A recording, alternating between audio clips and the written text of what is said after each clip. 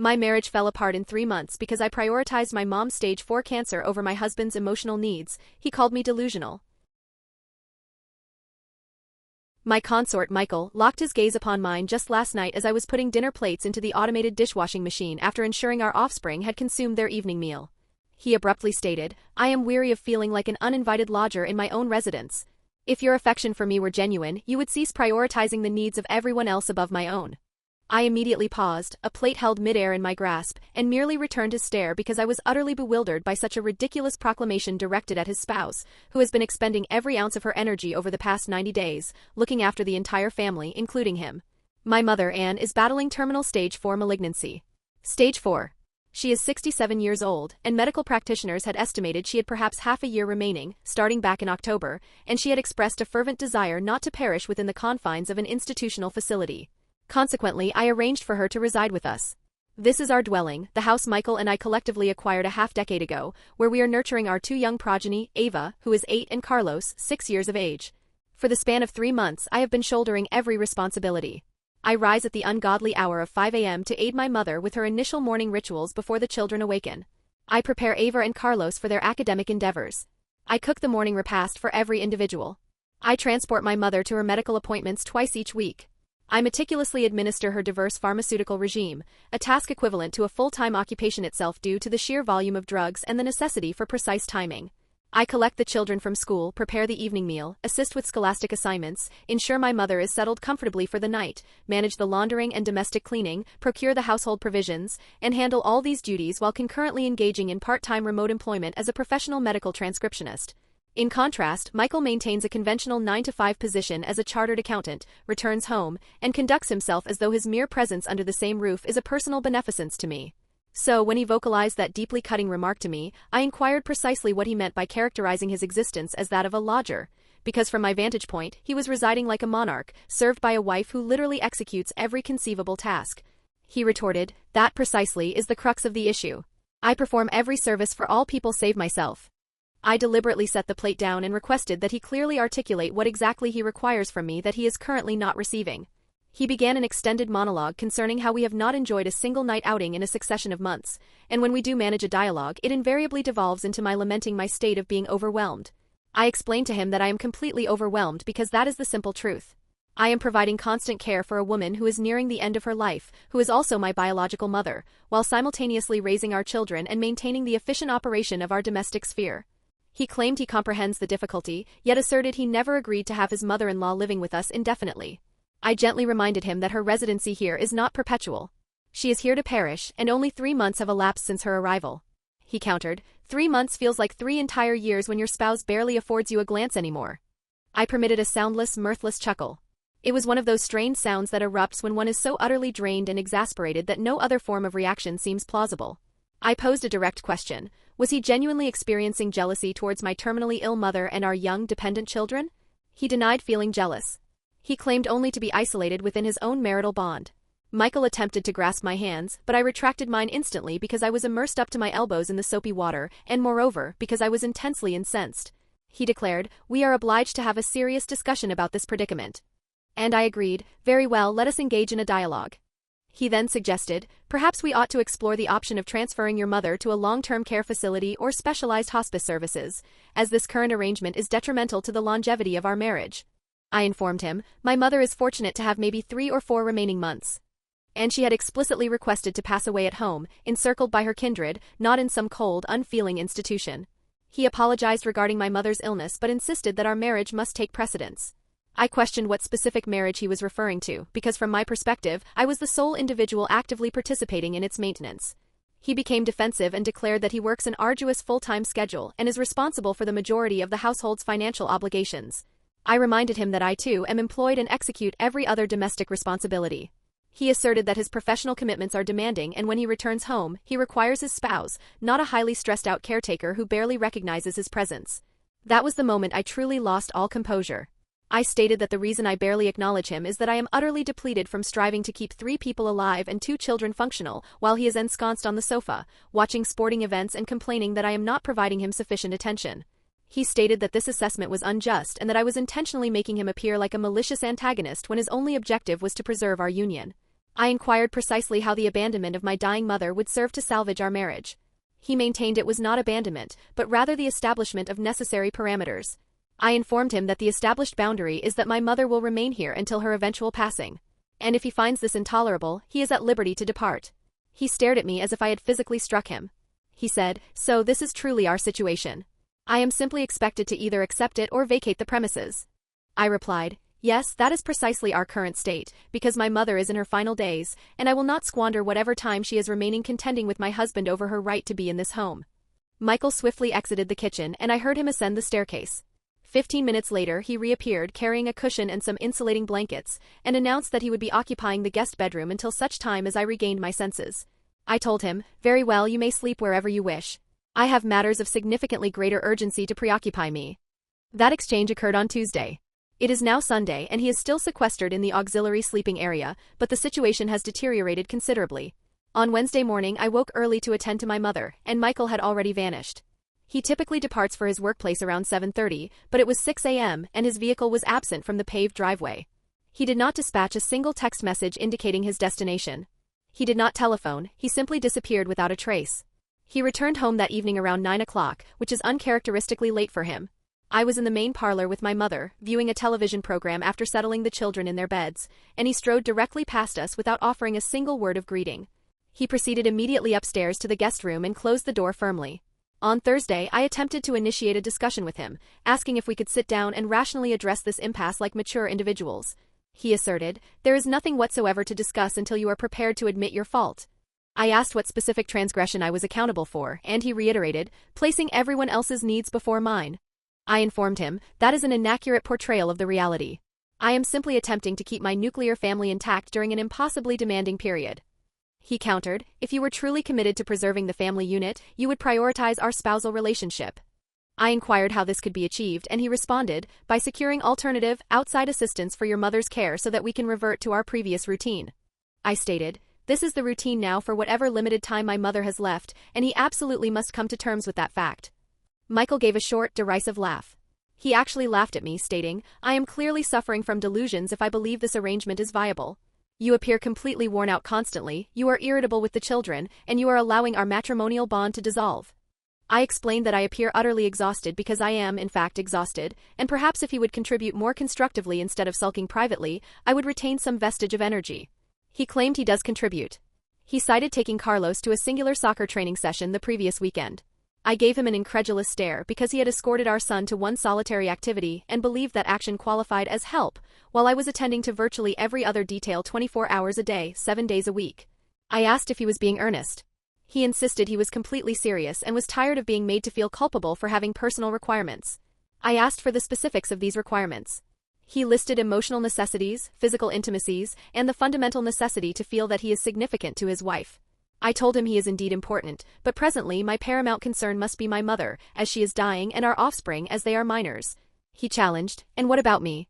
I stated that he is a fully grown adult male who is capable of tending to his own needs for a few months. He replied that this is not the inherent nature of a marriage. On Friday morning he descended the stairs while I was preparing breakfast and announced that he had been engaging in deep contemplation. My gut clenched instantly, as nothing positive ever stems from a man professing deep thought.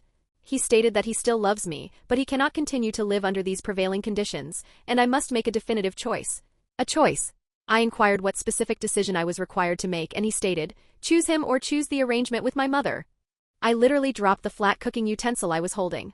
I told him he could not possibly be serious. He insisted he was entirely serious. Either I arrange for alternative living arrangements for my mother, or he would commence preparations for his own departure. I asked if he was issuing a threat to abandon me, and he claimed he was not threatening anything. He was simply being forthright regarding his needs. I stated that what I need is a life partner who will offer unwavering support during the most challenging period of my entire existence, not one who issues stark ultimatums.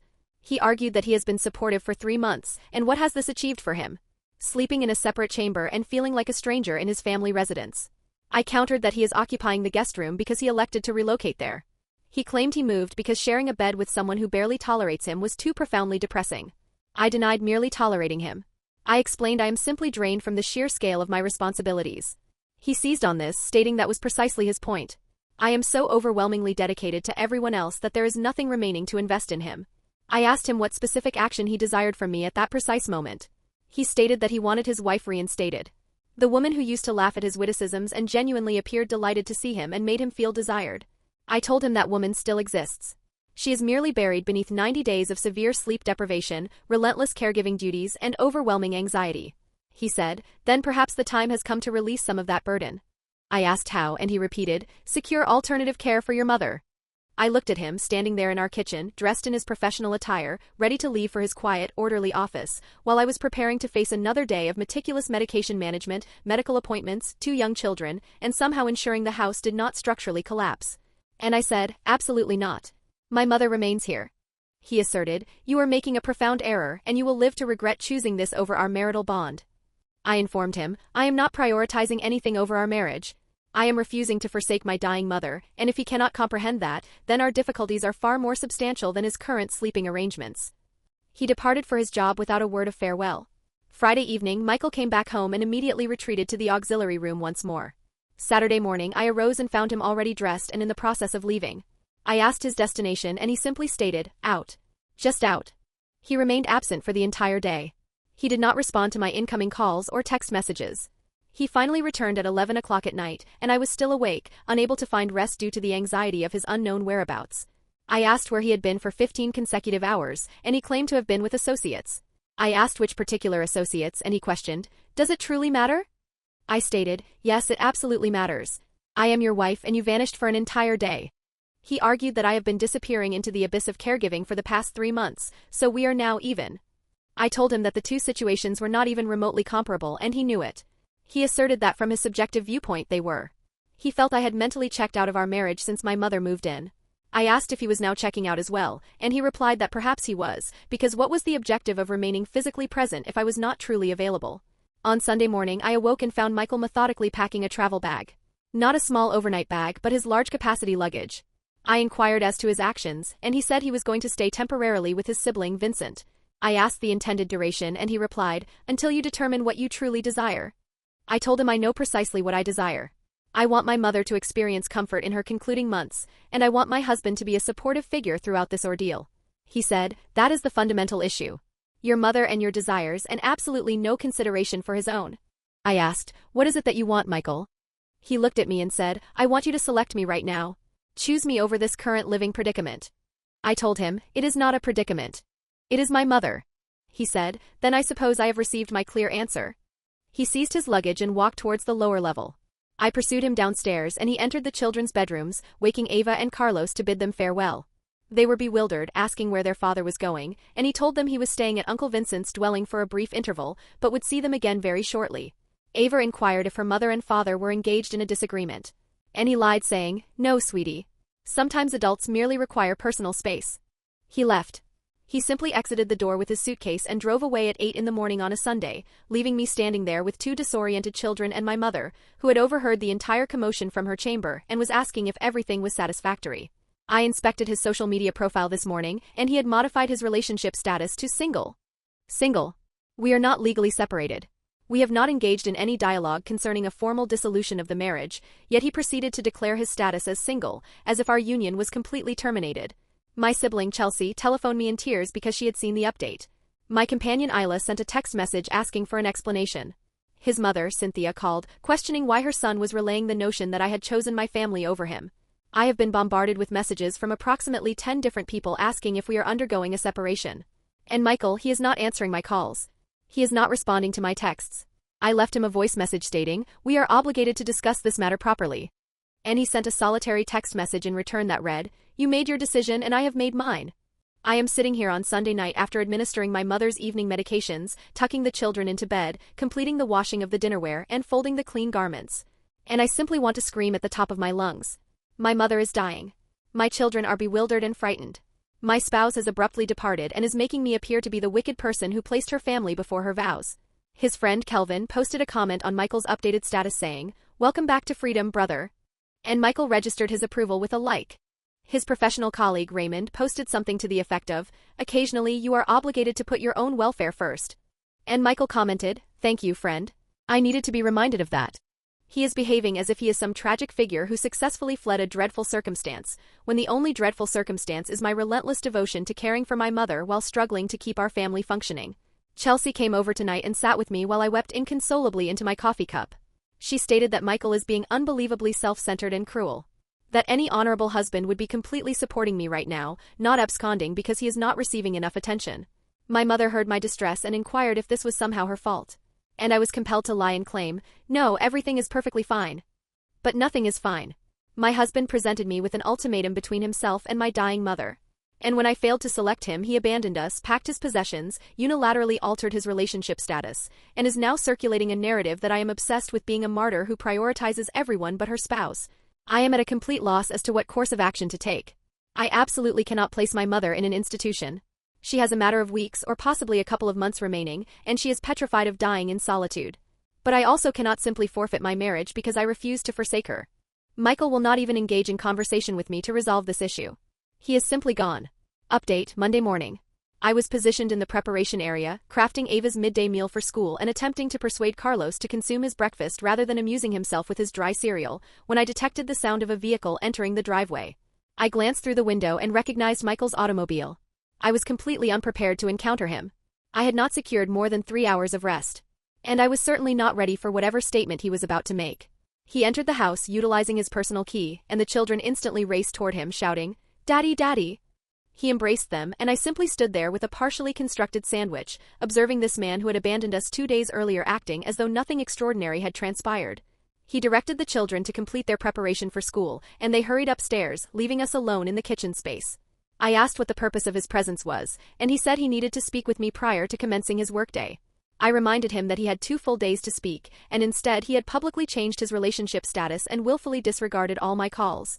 He claimed he required personal space for reflection, and now he was prepared to discuss matters with cool rationality. Rationally. I asked him what aspect of abandoning his family could be deemed rational. He asserted that he had not abandoned anyone. He was merely residing 10 minutes away at Vincent's dwelling. I informed him that he had departed with a large piece of luggage and communicated to the external world that we were finished. Therefore, yes, that constituted abandonment. Michael took a seat at the kitchen table, as if he were an inhabitant of the home, and stated that he had been intensely thinking about our marriage and what factors had caused its breakdown. I remained standing because I had no intention of participating in a calm, seated discussion while my mother was likely overhearing this in the adjacent room and my children were upstairs getting ready for school. He said the core difficulty is that I have completely lost sight of what is truly important. That since my mother's arrival I have been transformed into a different individual, someone who is perpetually anxious and has no time remaining for him or even for the children truly, because I am so singularly focused on my caregiving role. I asked him if he was genuinely asserting that I never dedicate time to the children when I am the person preparing them for school every day, creating their meals, assisting with their homework, and literally managing every other detail. He clarified that was not his intended meaning. He meant quality time. That I am physically present, but emotionally I am preoccupied elsewhere. I told him that I am emotionally drained from witnessing the slow demise of my mother while concurrently striving to maintain the functionality of everyone else. And if he cannot understand that profound reality, then I have nothing further to communicate to him. Michael stated that this was precisely his main argument. Everything revolves around my mother now. I asked him what he reasonably expects. She is dying. Naturally, she is the paramount concern at this time. He claims she is not merely a priority, she has become my entire reason for existence, and he is tired of occupying the secondary, tertiary, or even quaternary position. I asked him to precisely define how he is currently in the 4th position. He began to enumerate a list of grievances. We have not had an outing in 3 months. I no longer inquire about the events of his workday. I barely look at him when he enters the residence. I am invariably too exhausted to watch television programming with him in the evenings. The last substantial conversation we had that was not centered on my mother or the children was in the month of November. I told him, I apologize. I apologize that I lack the necessary vitality for dates when I am barely sleeping. Perhaps if he would contribute more constructively instead of meticulously recording grievances, I would have some emotional capacity remaining to offer him. He claimed he was not recording grievances. He was simply highlighting the fact that our marital bond has completely disintegrated. Then he uttered a statement that made me want to hurl the sandwich I was holding directly into his face. He said he had been consulting with his associates and his brother and even his mother. And they all concur that my current actions are unhealthy, that I am sacrificing my marriage and my own overall well-being for a situation that has only a single predetermined conclusion anyway. I stared at him, asking if he had truly just implied that my mother's passing is inescapable, so why bother ensuring her comfort? He immediately retracted, stating, "That is not what I meant, but the unavoidable truth is that she is going to pass away regardless of her location, and at least in a specialized facility she would receive professional medical attention, and I could then concentrate on my actual family." I told him, "She is my actual family." He clarified that he meant my immediate family, him and the children. I reiterated, my mother is also my immediate family, and she is terminally ill, and I will not spend her final weeks or months arguing with my husband over her worthiness to be in her daughter's home. Michael claimed he was not arguing that she is unworthy. He was arguing that the cost is simply too exorbitant. I asked what specific cost, and he specified our marriage. That if I persist on this course of action, we will not survive as a couple. I asked if that was a covert threat, and he said it was a necessary assessment of the reality. Then Ava descended the stairs with her school bag, asking if her daddy was staying to eat breakfast. Michael and I exchanged a glance, neither knowing the appropriate response. I told Ava, Daddy must depart for work, but he made a quick stop to see you and Carlos before school. She asked when he would be returning home and he said, soon, sweetie. Very soon. After I had dropped the children off at their school, I returned to find Michael still present, seated at the kitchen table, as if he were awaiting my return. I asked why he was still there and he said, we have not concluded our discussion. I stated that I needed to check on my mother and he asserted, your mother can wait 5 minutes. I proceeded into my mother's room regardless. She was awake and inquired if everything was all right with Michael. I lied saying, we are just attempting to resolve some issues. She looked at me with sad knowing eyes and said she never intended to be a burden on my marital relationship. I told her she is not a burden. She is my mother and I love her and everything is fine. I returned to the kitchen and Michael was occupied with his mobile device. I asked what remaining thoughts he wished to convey. He put his phone down and said he desired to propose a middle ground, a compromise. I asked what type of compromise, and he said he would move back into the house if I agreed to begin exploring alternative care options for my mother. I told him there are no alternative care options that do not involve placing her in an institutional setting, and she has vehemently opposed that. He said perhaps the focus should not be on her desires at this juncture. Perhaps the focus should be on what is practical and sustainable. I asked him if he could hear the words leaving his mouth. He insisted he was being pragmatic, and someone had to be because I am too emotionally compromised to see clearly. Too emotional. I asked him if witnessing the death of one's own mother is a situation where one is supposed to be devoid of emotion. He said, of course, but emotions cannot be the sole driving force behind decisions that impact the entirety of the household. I told him the decision is already finalized. My mother stays until she passes, and that is my final word. Michael stood up and stated, then his decision is equally final. He will remain at Vincent's until I am prepared to act in a reasonable manner. I asked him to define reasonable, and he stated, prioritizing my marriage first instead of a parent who is going to die regardless. I physically moved a step closer to him at that moment. I instructed him to leave my residence if that was truly how he felt. That I did not want him there if he was going to speak of my dying mother as if she were a mere inconvenience. He asserted that she is, in fact, an inconvenience to our marriage, whether I am willing to acknowledge it or not. I told him to depart. He grabbed his set of keys and stated he was leaving, but this conversation was far from over. That I need to genuinely contemplate what I am selecting here, because once our marital bond is completely ruined, it cannot be recovered. I stated, our marriage is already ruined if this is your true nature. He left and I sank onto the kitchen floor and simply wept. My mother called from her room, asking if I was all right, and I was forced to regain my composure and go attend to her morning medications as if nothing devastating had just occurred. On Tuesday, my sister Chelsea came over while the children were attending school. She brought a delivery of groceries and assisted me with cleaning the kitchen surfaces. And finally, I completely broke down and recounted every word Michael had spoken. She was absolutely enraged. She declared that Michael is exhibiting emotionally abusive and manipulative behavior. That issuing an ultimatum between himself and my dying mother is among the most despicable acts she has ever heard of. Chelsea inquired if I had discussed this with anyone else, and I confessed, not really, because I am overwhelmed by embarrassment. She said, embarrassed about what? You are not the person behaving reprehensibly. I told her, everyone is going to assume I chose my mother over my husband. And she responded, anyone who believes that is unintelligent because there is no choice involved. You are providing care for a terminally ill parent while your husband is throwing a childish tantrum. She remained for 3 hours, assisting me with the laundry and the preparation of meals, and simply offering her presence. My mother was enduring a severe day of pain and required supplementary attention, and Chelsea aided with that as well. When she departed, she embraced me and said, she will be here whenever I require her and Michael can go to perdition.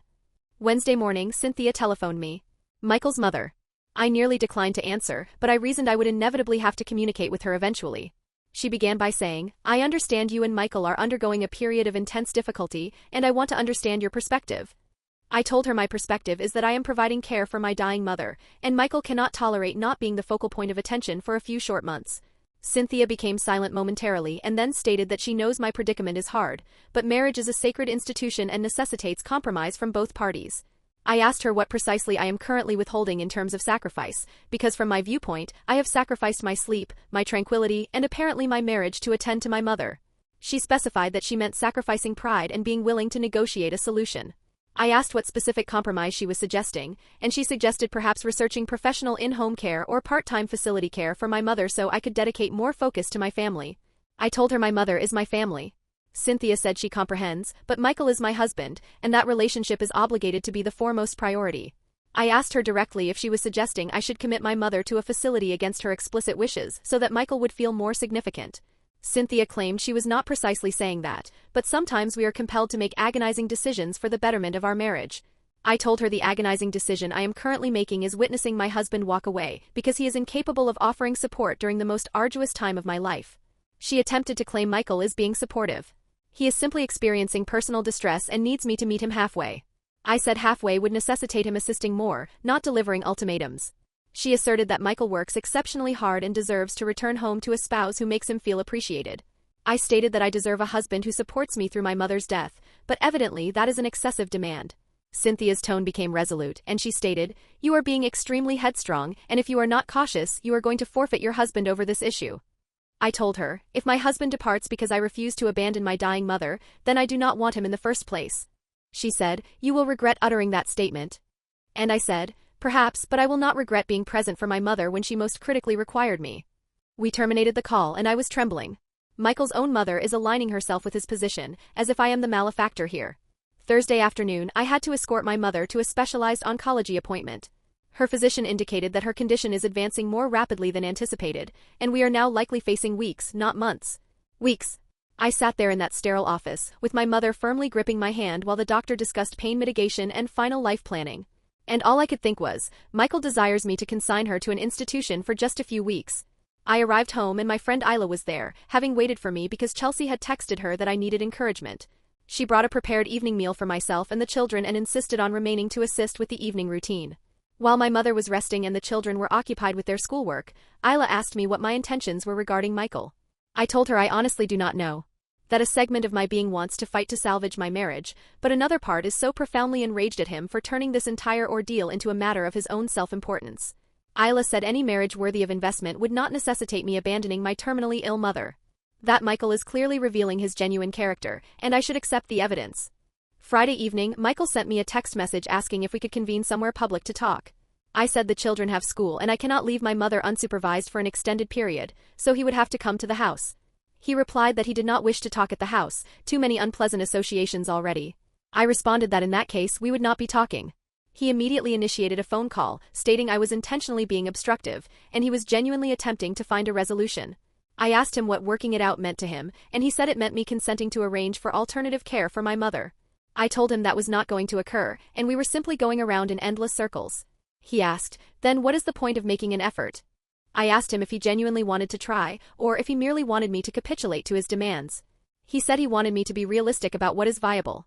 I said caring for my mother for a few more weeks is absolutely viable. He became quiet and asked what I meant by weeks, and I informed him about the doctor's recent medical update. Michael said, "Oh, so it is almost concluded anyway." Anyway. As if my mother's impending death was positive news because then he could have his wife back. I asked him if he had truly just said that, and he tried to recant, saying he only meant that perhaps there was a glimmer of hope for our future. I told him there is no us right now. That he had walked out, publicly declared his singleness, and has been staying with his brother, behaving like a casualty of fate, while I am here, witnessing my mother die. He claimed he is not acting like a casualty. He insisted he is a casualty of circumstances. I said the circumstance is that he elected to depart instead of assisting. Michael said he will assist once the situation reverts to normalcy. I asked when precisely things would return to normalcy. And he said once my mother passes away and we can focus on rebuilding our life together. I told him that sentiment is utterly repulsive. He is literally anticipating my mother's death so he can resume his comfortable life. He insisted that was not his meaning, and I was deliberately misconstruing his utterances. I said his utterances are quite unambiguous. He wants me to either jettison my dying mother into a facility or wait for her to die so he does not have to deal with any aspect of it. He said I am being unfair and he is making an effort here. I asked him what effort he is making exactly, because all I perceive is him complaining, avoiding responsibility, and issuing demands. He asserted he is attempting to preserve our marital bond. I told him you do not preserve a marriage by abandoning your partner when their need is greatest. He claimed I abandoned him first by transforming into a person he no longer recognizes. He said he will return home when I am ready to prioritize our marriage. I told him I am prioritizing our marriage by being honest that I cannot and will not forsake my mother. He said then I am making a selection, and I must accept the consequences of that choice. I said the only person making choices here is him. Saturday morning, Ava asked me once again when her daddy would be returning home. I told her I do not know, sweetie, and she began to weep. She said her friend Maisie's parents formally dissolved their marriage, and now Maisie only sees her father on the weekends, and she does not want that to happen to us.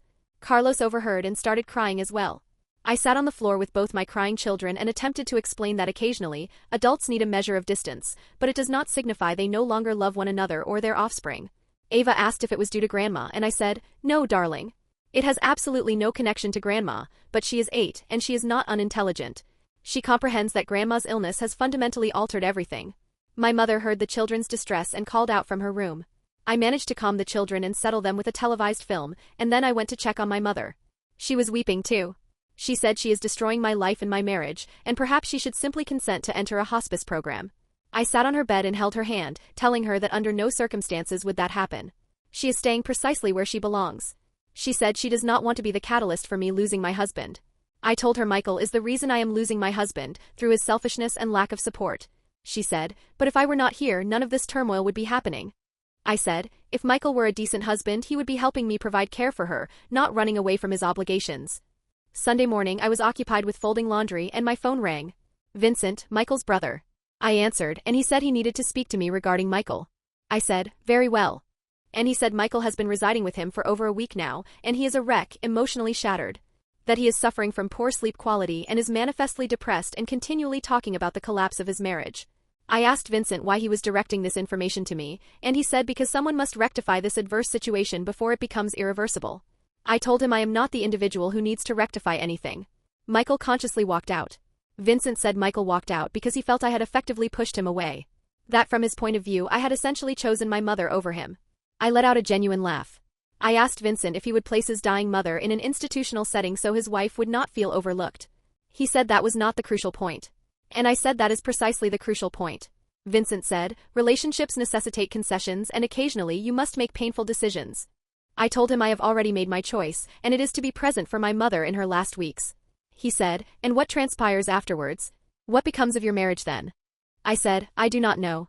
Perhaps Michael will return and we will attempt to reconstruct it, or perhaps he will not return, and I will be aware that I married a person who could not be there when I was in my most critical need. Vincent said, you are viewing this too starkly in terms of absolute black and white.